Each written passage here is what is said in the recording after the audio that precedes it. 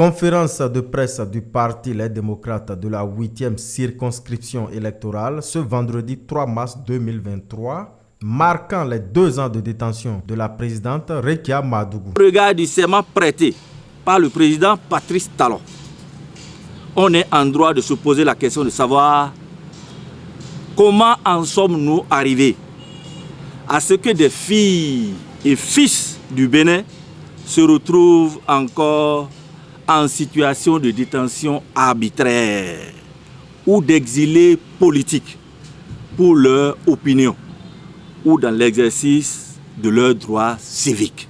Mesdames et messieurs, chers compatriotes, militantes et militants, 3 mars 2021, 3 mars 2023, cela fait exactement 2 ans que la candidate à la présidentielle de 2021 du Parti Les Démocrates, Madame Rekia Madougou, a été arrêtée à la sortie d'un meeting politique organisé de concert avec le professeur Joël Aïvo à Porto Novo pour faire de terrorisme et continue de séjourner à ce jour à la prison civile de Miserete.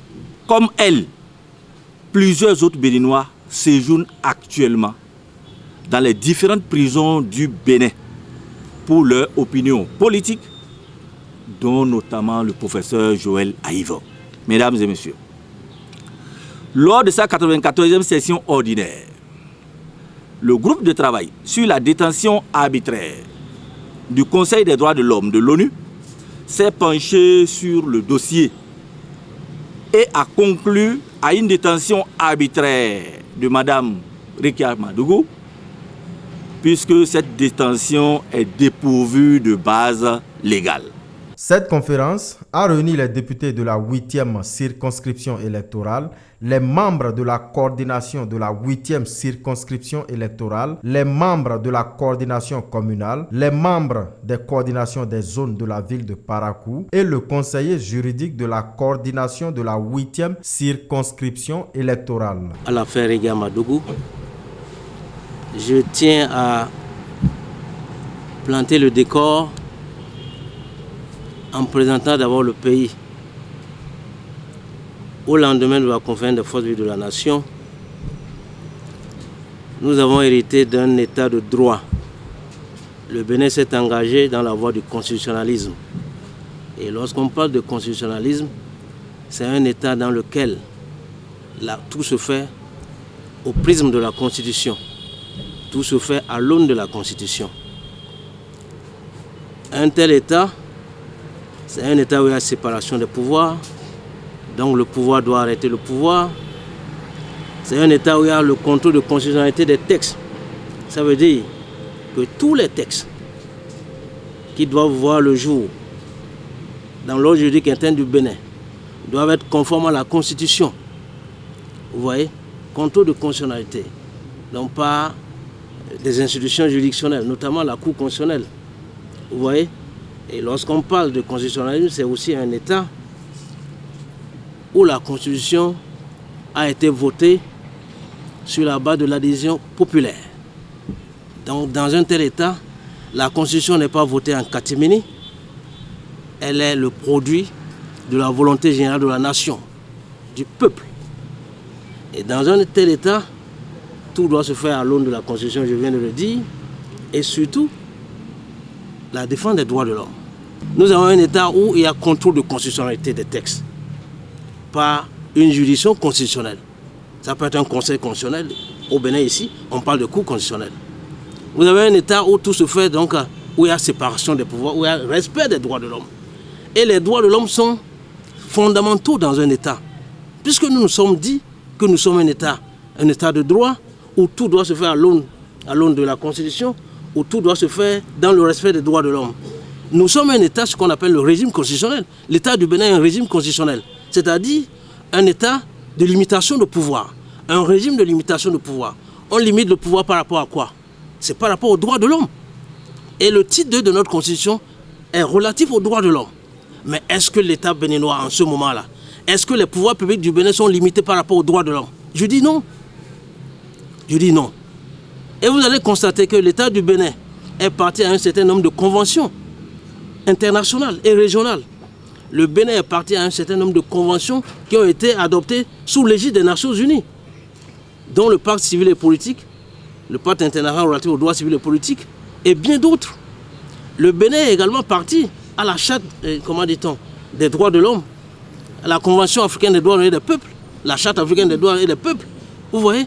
Donc, nous sommes un État qui a pris des engagements et qui peut mettre en jeu ses obligations, sa responsabilité internationale, si cet État-là ne respecte pas ces conventions internationales auxquelles le pays est parti. Vous pouvez me dire ici que les juges de cette cour-là, d'exception qui a jugé Réki Amadougou, Joël Aïvo et les autres, vous pouvez me dire que ces juges-là sont indépendants? Ils ne sont pas indépendants. C'est une juridiction aux ordres. Ce n'est pas une juridiction normale. Donc c'est une juridiction qui est contraire aux normes du pacte international relatif aux droits civils et politiques, à travers son article 14, contraire aux normes de la charte africaine des droits et des peuples, à travers son article 7, et contraire au droit international pour ne pas être trop long.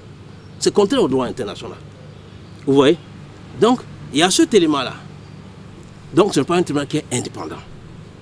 Ensuite, dans un procès équitable, dans un procès, il y a un certain nombre de choses qu'il faut voir. Lorsque vous mettez pied dans un tribunal, asseyez-vous quelque part.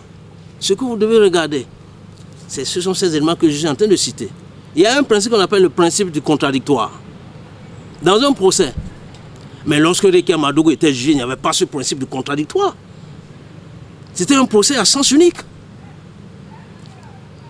Les conseils de Réki Amadougou et de Joël Aïvo et de tant d'autres n'étaient pas entendus par le tribunal, par les juges.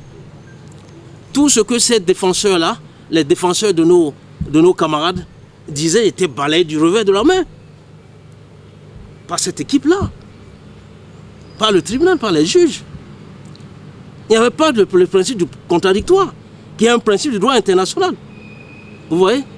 L'intention de la conférence, selon les membres du parti, est de réitérer leur soutien à la présidente Réki Amadougou, détenue de façon despotique depuis 2 ans. Par rapport aux démarches menées, je pense que notre parti a déjà fait plusieurs, parmi lesquels se trouve la visite de notre président d'honneur au président Patrice Talon. Qu'il vous souvienne, après la visite qui avait été accordée à notre PH, quelques jours après cette visite, quelques prisonniers ont été libérés.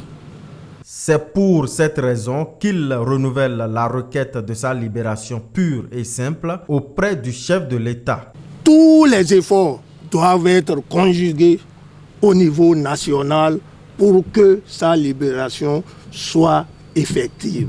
Mais je m'en vais vous rassurer, sa libération certaine, sa libération imminente. Et nous vous le répétons, ça ne va pas durer. Ça ne va plus durer. D'ici à quelques jours, elle sera vraiment libérée. Amen. Nous avons espoir. Amen. Nous avons espoir.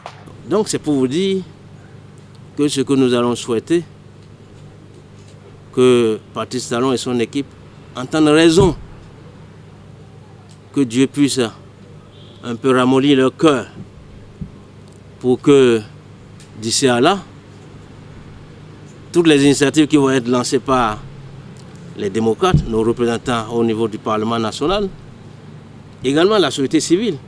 Il faut reconnaître que la société civile au Bénin ici n'existe plus, dort sur ses lauriers. Et chaque citoyen également, vous voyez avec ce qui s'est passé. Moi je m'étais attendu à voir, après le hold-up électoral dont les démocrates ont été victimes, je m'attendais à voir les Béninois protester pacifiquement. Rien de tout ça n'a été fait. Les gens s'en remettent à la fatalité. Vous pensez que Dieu va descendre ici pour défendre vos droits?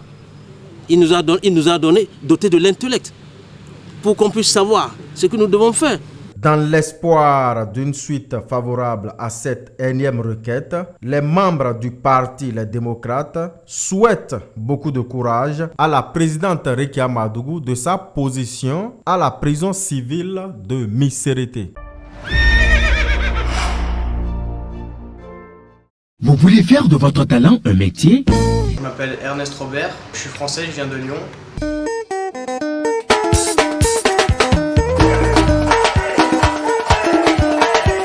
Développez votre professionnalisme. Je suis ici pour 2 mois et je suis venu en formation à Vidéo Leader.